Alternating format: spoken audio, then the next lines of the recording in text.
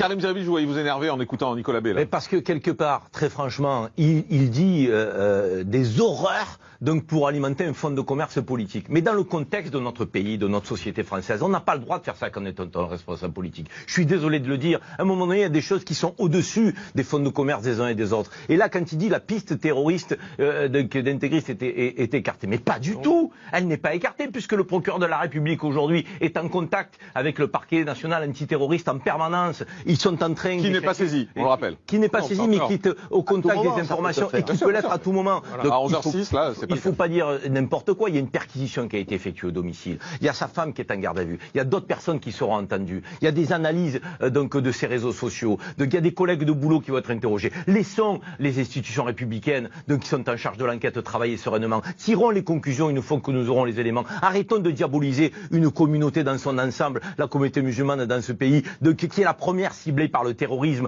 parce qu'elle est confondue, parce qu'à un moment donné, elle est amalgamée. Donc c'est insupportable. Moi, je le vis très mal, ce qui se passe dans notre pays, parce que je suis profondément républicain laïque, mais je suis aussi de confession musulmane. Et on n'a pas le droit aujourd'hui de faire la confusion entre terrorisme et musulman. On n'a pas le droit, on met à mal la République, comme on n'a pas le droit d'être antisémite dans notre pays, comme on n'a pas le droit effectivement de faire, je dirais, du racisme anti-blanc. Et tout ça existe. Soit alors on se laisse aller et on est sur la pente descendante d'une société française qui se regarde à la défiance, où on fait attention les uns les autres en fonction de nos histoires, de nos croyances et autres. Soit à un moment donné, on dit il y a des choses qui nous transcendent, il y a des valeurs plus fortes. C'est la République, c'est la laïcité. On ne faillira pas et on va tous combattre le radicalisme. Mais il y a le ras-le-bol et la colère aussi des gens. Oui, mais ça vous comprenez, Karim? On ne doit pas ouvrir la porte à tout et n'importe quoi. Le ras-le-bol et la colère. Parce que le ras-le-bol et la colère, nous sommes tous frappés par le ras-le-bol et la colère quand on a vu ce qui s'est passé hier. Tous, quelles que soient nos origines, quelles que soient nos croyances, on ne peut pas accepter qu'au sein même de la police nationale, quelqu'un prenne une arme et tue ses collègues. Ça n'est pas acceptable. Cette corporation, elle est symbolique pour la République. Mais comprenez que quand une heure après, on nous dit ah ben oui, mais il est converti et il est musulman. Non, mais vous comprenez ce que ça crée dans la population. Ça crée un lien qui est inacceptable. Ben voilà, on est d'accord. Ça crée un lien qui est inacceptable. Ça crée un raccourci qui est catastrophique, qui est aujourd'hui, je dirais, un lien qui met à mal la cohésion républicaine. Oui, c'est comme donc il ne faut pas le dire. Alors, est-ce qu'il faut le dire? C'est une maladie d'être musulman. Est-ce qu'il faut le dire ou pas, Karim? Est-ce que ça veut dire qu'il ne fallait pas le dire? Mais je ne dis pas qu'il ne fallait pas le dire. Je dis qu'il faut dire aujourd'hui, donc s'il y a radicalisme ou pas. C'est ça qui est important. Donc il ne fallait pas dire qu'il était converti musulman? Préciser qu'il est musulman.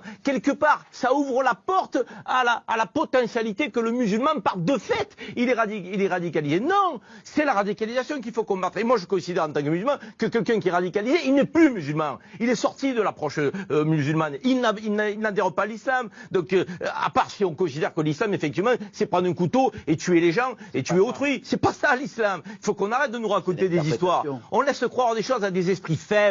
Est-ce qu'on veut alimenter des esprits faibles dans nos pays ou est-ce qu'on veut à un moment donné élever le débat? Donc répondre aux vraies problématiques qui s'opposent à nous. Ce rapport de députés, il est sérieux. Si on nous dit qu'il y a 30 personnes radicalisées dans la police, il faut combattre cette radicalisation. Il faut la suivre. Il faut se protéger. Mais des radicalisés, pas des musulmans, pas des convertis à l'islam.